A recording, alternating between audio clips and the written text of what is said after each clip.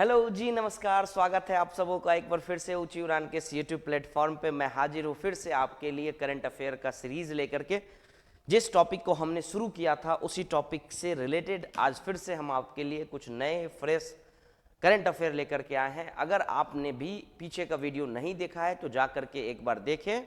10 से 12 मिनट का वीडियो होता है, आप आराम से उसको जैसे भी देखना चाहें आप उसको देख सकते हैं, क्योंकि आपके लिए ही बनाया जा रहा है।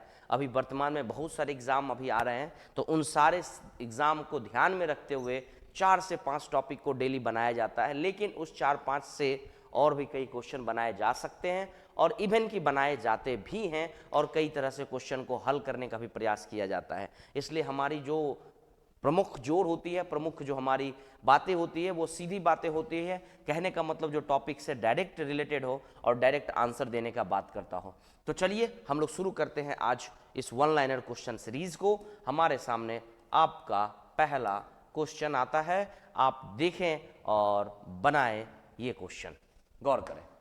अभी हाल ही में क्या हुआ, 1 से 3 जून 2025 तक देश का पहला, याद रखिएगा, देश का क्या पहला जो है अंतर्राष्ट्रीय कृषि हैथकॉन 2025 कहां आयोजित किया हुआ।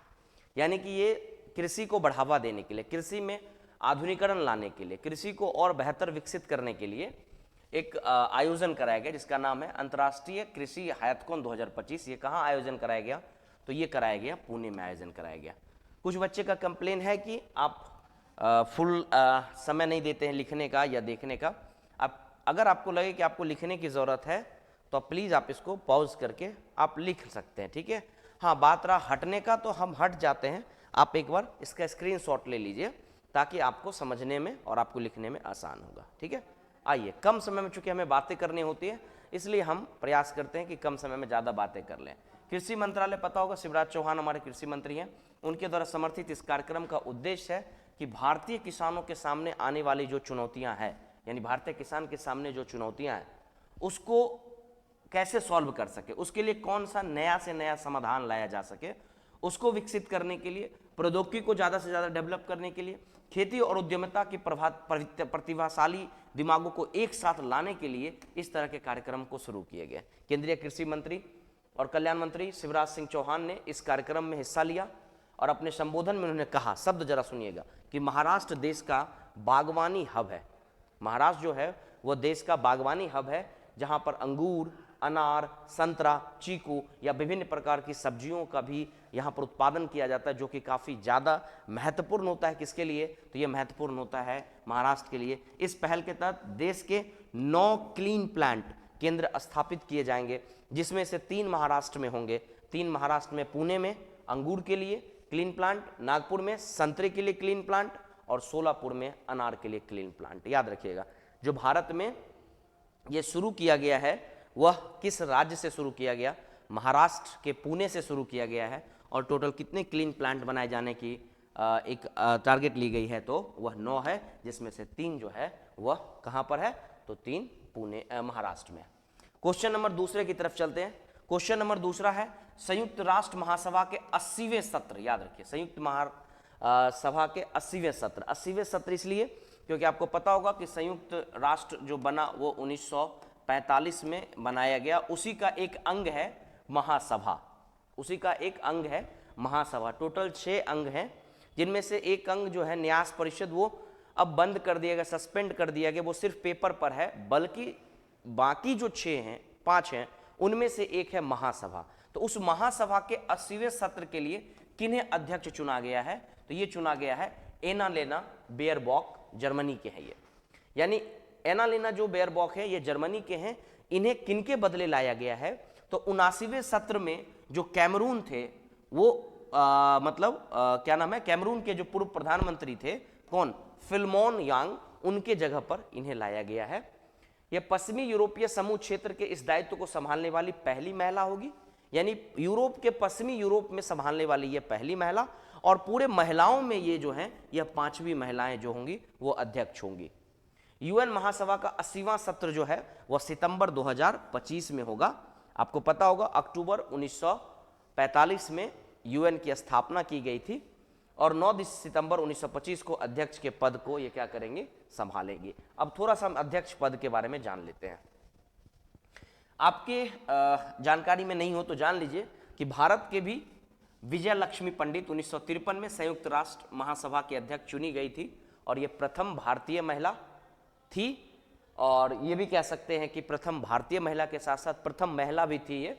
इसके बाद बहरीन की हाया रशीद अल खलीफा जो कि लाइबेरिया की है, क्या नाम है आपको, बहरीन की हाया रशीद अल खलीफा, लाइबेरिया की एंगी ब्रुक्स, इक्वाडोर की मारिया फर्नांडा एस्पिरिजोना ग्रेसेस महासभा के अध्यक्ष रह चुकी है, यानी कि 5वीं ये हो गई, अभी जो बनी है वो 5वीं हो गई है। यूएन जनरल असेंबली की अध्यक्षता हर वर्ष, याद रखिए यही मेन पॉइंट आपका है, जो यूएन महासभा का अध्यक्षता होता है हर वर्ष निम्न 5 क्षेत्रीय समूह को बारी बारी से बदलता है, मतलब 5 क्षेत्र बांध दिया गया, उसी 5 क्षेत्र में से बनाए जाते हैं, जैसे अफ्रीका से, एशिया प्रांत से, पूर्वी यूरोप से, लातीन अमेरिका से, कैरिबियाई और पश्चिमी यूरोप, यानी लातीन अमेरिका और कैरिबियाई को आप एक साथ रखेंगे, और एक पश्चिमी यूरोप, यानी कहाँ से, अफ्रीका से, एशिया प्रशांत से, दूसरा पूर्वी यूरोप से, चौथा, तीसरा ये हो जाएगा, चौथा ये, और 5वां आपका ये हो जाएगा। ठीक है, तो ये अभी जो बनी है वो पश्चिमी यूरोप साइड से बनी है। ठीक है, 1945 में यूएन असेंबली का पता होगा स्थापना हुआ, और इसका हेडक्वार्टर क्या है, वह अमेरिका है, न्यूयॉर्क में। आप एक और चीज जान लीजिए, यूएन के जितने भी अंग हैं, बता दे रहे हैं आप, सुन लीजिए आज से, यूएन के जितने भी अंग हैं उनमें से सभी अंग का जो हेडक्वार्टर है वो न्यूयॉर्क है। बाकी सिर्फ एक छोड़ दीजिए आप, इंटरनेशनल कोर्ट ऑफ जस्टिस को अगर आप छोड़ दीजिए, जिसका हेग है नीदरलैंड में, आपको कल भी शायद ये बात हम बताए थे पिछले टॉपिक में भी, तो उसका कैपिटल जो है, उसका जो यूँ समझिए कि हेडक्वार्टर है वो हेग है, नीदरलैंड। बाकी जितने भी हैं सबका हेडक्वार्टर क्या है, न्यूयॉर्क है।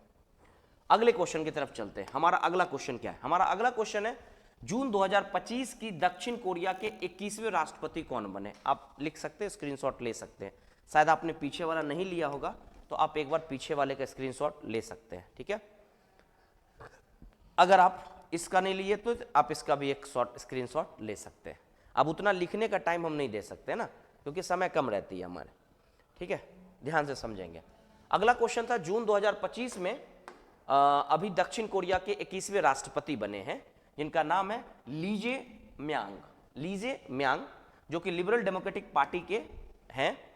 वो जून 2025 में केंद्र दक्षिणापंथी सोशल डेमोक्रेटिक पार्टी और डेमोक्रेटिक अलायंस लुइस मॉन्टेग्रो पुर्तगाल के प्रधानमंत्री बने, और जून 2025 के लॉ एंड जस्टिस पार्टी द्वारा समर्थित करोल नॉर्वे पोलैंड के राष्ट्रपति बने। मतलब सोचिए, आपके लिए सिर्फ लियांग जे म्यांग नहीं, बल्कि इसके अलावे सोशल डेमोक्रेटिक पार्टी से आप देखेंगे और डेमोक्रेटिक अलायंस को अगर साथ करेंगे तो पुर्तगाल के लुइस मॉन्टेग्रो, और जून 2025 में ही लॉ एंड जस्टिस पार्टी द्वारा समर्थित कोरोल नर्वोकी पोलैंड के क्या हुए हैं, वह राष्ट्रपति बने हैं। आप इसका भी स्क्रीनशॉट लेना चाहे तो आप ले सकते हैं।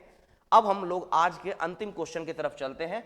हमारा अंतिम सवाल क्या है, जरा गौर कर लेते हैं। पहले आप स्क्रीनशॉट ही ले लीजिए, तब हम आपको आगे लेके चलते हैं। आई होप आप ले होंगे। चलिए आइए, भारत ने अपना पहला ध्रुवीय अनुसंधान पोत, याद रखिए ध्रुवीय अनुसंधान पोत बनाने के लिए भारत के गार्डन रिच शिप बिल्डर्स, याद रखिए गार्डन रिच शिप बिल्डर्स और इंजीनियरिंग लिमिटेड ने देश के किस कॉन्सबर्ग्स कंपनी के साथ समझौता किया है। कॉन्सबर्ग्स कंपनी एक है, यह नॉर्वे की कंपनी है। ठीक है, यह नॉर्वे की कंपनी है। भारत ने क्या किया, इसके साथ समझौता किया है ताकि जो ध्रुवीय अनुसंधान चलता है, यानी आपको पता होगा उत्तर पोल, दक्षिण पोल, ये सब जो है, इन सारे क्षेत्रों पर अनुसंधान का कार्य चलता है। तो उस अनुसंधान कार्य करने के लिए जो पोत बनाया जाएगा, उस पोत को बनाने के लिए भारत ने नॉर्वे के साथ टाई अप किया है। और नॉर्वे की किस कंपनी के साथ, तो कॉन्सबर्ग कंपनी। और अगर हम भारत के लिए बात करेंगे तो भारत का garden rich ship builders and engineering limited जो है उसके साथ टाई अप किया गया, और ये कंपनी नॉर्वे की है।